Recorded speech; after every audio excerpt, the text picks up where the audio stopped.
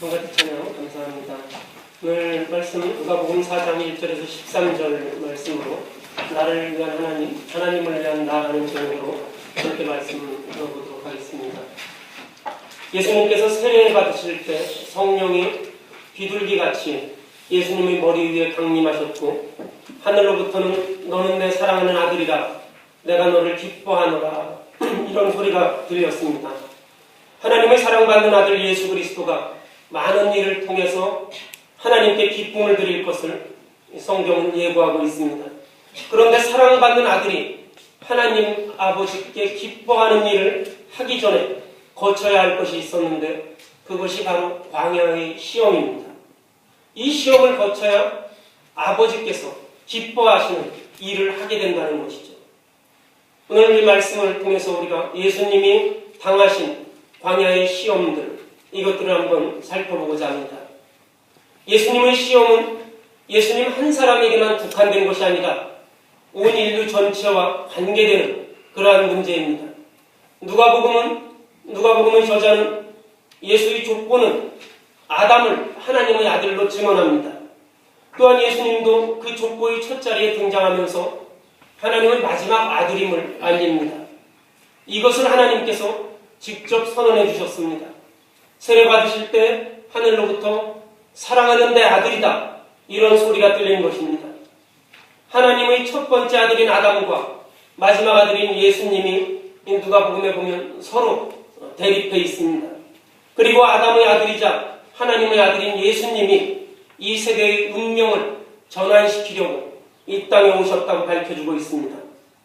세례 받으심과 성령이 강림하는 것, 그리고 광야의 유혹, 이것은 예수 자신의 문제뿐만 아니라 아담의 아들, 또 사람의 아들, 또 온 인류 모두에게 속한 그러한 문제입니다. 광야의 유혹이라는 것도 예수에게만 국한된 것이 아니라 모든 사람, 아담의 후손인 모든 인간들에게 바로 이 광야의 유혹이 문제임을 우리가 알아야 할 것입니다. 예수님을 광야로 이끄시는 성령의 역사가 있었습니다. 예수님은 요단강에서 세례를 받으시고 성령의 충만함을 힘입고 그리고 돌아오셨습니다. 그런데 그때 성령은 예수를 광야로 인도했습니다. 광야에서 40일 동안 예수를 이끌었습니다. 성령은 예수의 기대처럼 또는 사람들의 기대처럼 편안하고 쉬운 곳으로 예수를 인도하지 않았습니다. 힘든 곳으로, 가기 싫은 곳으로, 그리고 험난한 곳으로 인도하셨습니다. 광야에서 시험을 만나게 했습니다. 사랑하는 아들로서 하나님께 기쁨을 드리는 그러한 일, 하나님의 일을 시작하기 전에 가장 먼저 예수는 광야의 시험을 겪어야 했습니다. 성령이 그곳으로 인도했기 때문에 예수는 그 광야의 시험을 어떻게든 피할 수가 없었습니다. 그런데 성령이 예수님을 광야로 이끌어다 놓고 너는 여기에서 시험을 거쳐야 된다 이러고 떠난 것이 아니라 광야에서 시험받는 동안 예수님과 함께 머물러 계셨습니다. 그 뒤로도 성령이 떠나지 않았습니다. 이스라엘을 애굽에서 해방시킨 하나님은 이스라엘 백성들을 가나안으로 인도하지 아니하고 광야로 인도했습니다. 가나안으로 쉽게 갈 수 있는데 그렇게 하지 않고 광야로 인도해서 40년이라는 시간을 이 백성들을 광야에서 시험케 했습니다. 훈련시켰습니다. 그래서 이스라엘 백성들이 신명기 8장 2절에 보면 그의 자손들에게 그렇게 말합니다.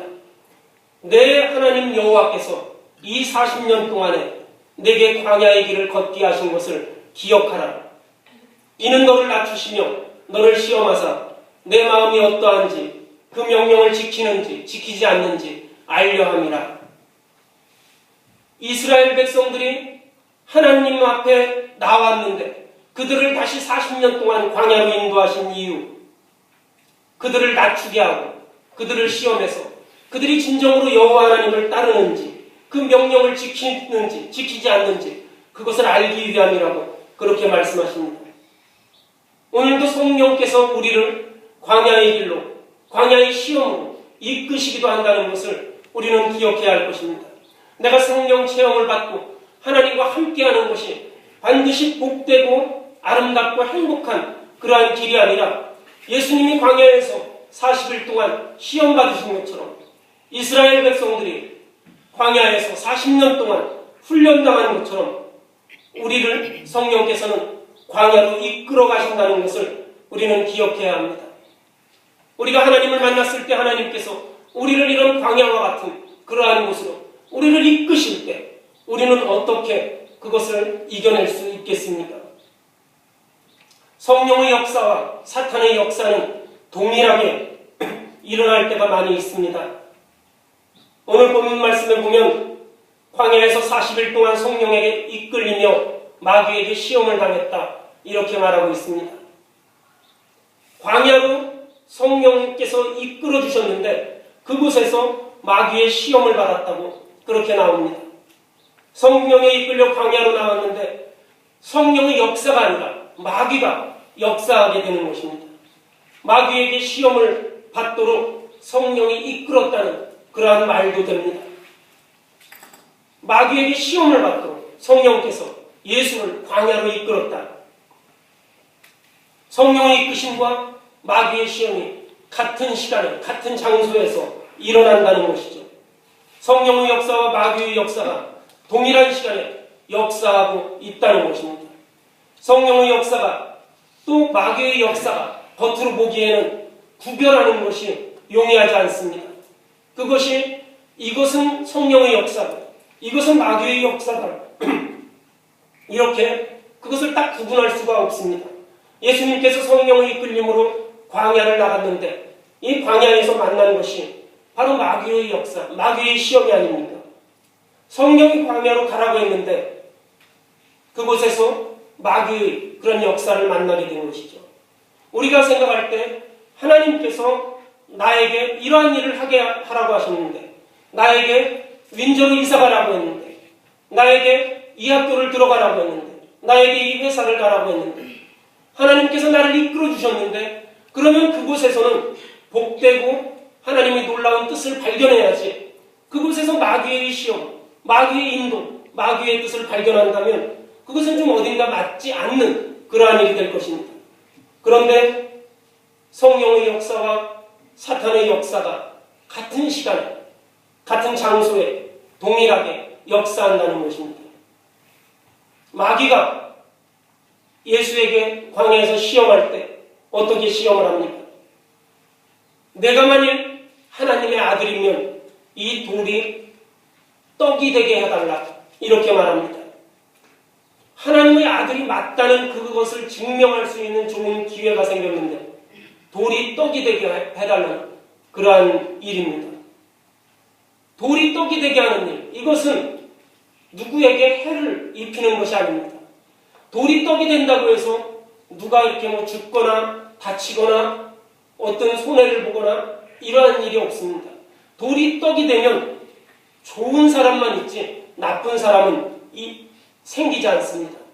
좋은 일입니다. 돌을 떡이 되게 하니 사람들이 배부르고 사람들이 만족할 것입니다. 그리고 또 이 사탄이 시험한 것이 내가 만일 하나님의 아들이면 여기서 뛰어내거라. 그러면 하나님이 너를 위해서 천사들을 보내서 너를 지키시리라. 이렇게 말씀합니다. 이 말씀은 또 어떤 말씀입니까? 구약에 있는 시편의 인용입니다. 시편 91편 11절 말씀에 너를 지키시리라. 이 말씀을 인용하는 것입니다. 사탄이 예수를 시험할 때 성경의 말씀을 하나님의 말씀을 인용해서 시험을 합니다. 그들이 손으로 너를 받들어서 내 발이 돌에 부딪히지 않게 할 것이다. 이것은 하나님이 주신 말씀입니다. 이 시편 말씀을 가지고 예수를 시험합니다. 무엇이 하나님의 말씀이고 무엇이 마귀의 말씀인지 이게 분별하기 어렵습니다. 마귀가 한 말은 자기 자신이 예수에게 어떤 예수의 욕망을 부추겼다든지 예수의 어떤 그런 어려운 것들을 건드렸다든지 그런 것이 아닙니다. 돌을 떡이 되게 하라 이러한 것이죠. 모두가 다 좋은 일입니다. 그리고 또 마귀가 한 말은 내 발이 높은 곳에서 떨어져도 돌에 부딪히지 않게 할 것이다. 이 말은 하나님의 말씀, 시편의 말씀입니다. 사탄의 말이 아니라 하나님의 말씀을 가지고 그렇게 예수를 시험합니다. 그래서 우리는 그런 시험을 만날 때 무엇이 하나님의 말씀인지, 무엇이 마귀의 그런 역사인지 우리가 이것을 분별하는 일이 쉽지 않습니다.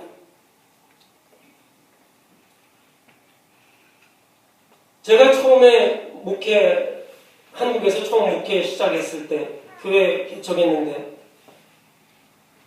여러분들은 한국 교회는 거의 다 비슷한데 한국 교회에서 우리가 큰 교회 목사님이 되려면 어떻게 해야 큰 교회 목사님이 될 수 있을 것 같아요? 어떻게 하면 큰 교회 목사님이 되겠습니까? 말을 잘해가지고 큰 교회 목사님이 되면 그렇죠. 그 말이라는 건 설교 말씀하시겠죠. 설교를 잘해야 큰 교회 목사님이 돼요. 또 어떻게 하면 큰 교회 목사님이 될 것 같아요? 큰 교회 목사님이 되려면 물론 설교를 잘하면 큰 교회 목사님이 되지만 여러분들 삼성 회장이 되려면 어떻게 하면 삼성 회장이 될 수 있을 것 같아요? 삼성 회장이 되려면 그 회장 아들로 태어나야 그 삼성 회장이 될 수 있는 가장 빠른 길. 물론 그 능력이 뛰어나면은 될 수도 있겠지만 가장 빠른 길은 삼성 아들로 태어나는 게 가장 빠를 겁니다. 교회도 마찬가지예요. 교회도 똑같아요. 교회도 세상하고 거의 비슷합니다. 교회도 이렇게 큰 교회 목사님이 되려면 큰 교회 목사님 아들로 태어나면 그게 제일 빠른 길이에요. 제일 빠른 길입니다. 이렇게 좀 말 조금 못하고 설교 조금 못해도 제일 빠른 길이에요. 또 두 번째는 뭘 하면 또 큰 교회 목사님이 될 수 있을 것 같아요.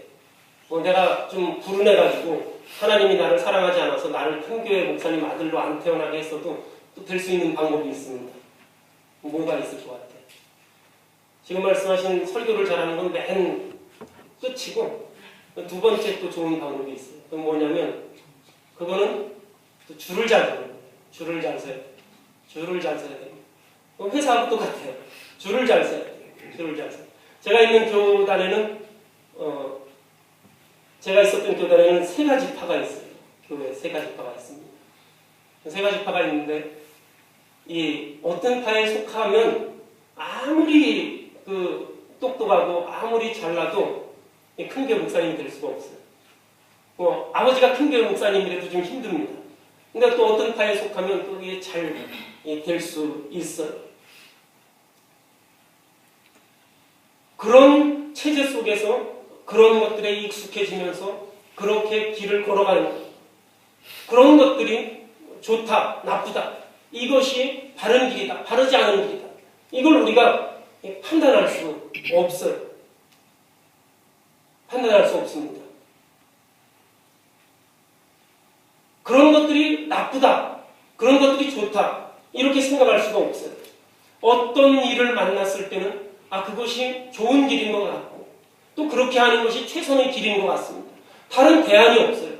다른 대안이 없습니다.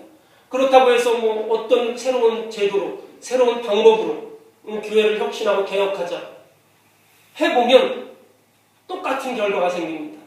그래서 그런 것들이 어떤 좋고 나쁨 이런 구분을 하기가 쉽지 않습니다. 굉장히 어려워요. 그런 문제뿐만 아니라 우리가 세상에서 만나는 것, 가정에서 만나는 것, 직장 생활하면서 학교에서 모두 마찬가지입니다. 우리가 이것이 선과 악을 구별하는 것이 쉽지 않습니다. 지금은 내가 이것이 분명히 선한 길이고 이것이 내가 옳은 길이라고 생각했는데 몇 년 지나면 그거는 내가 좀 잘못 생각했다 이렇게 생각하는 것들이 굉장히 많습니다. 만약에 정말 그것이 옳은 길이면 몇 년이 지나도 수십 년이 지나도 그거에 대한 확신이 있어야 되는데 그렇지 않고 내가 그때는 좀 생각이 짧았구나, 내가 잘못했구나 이런 생각이 들 때가 많이 있습니다.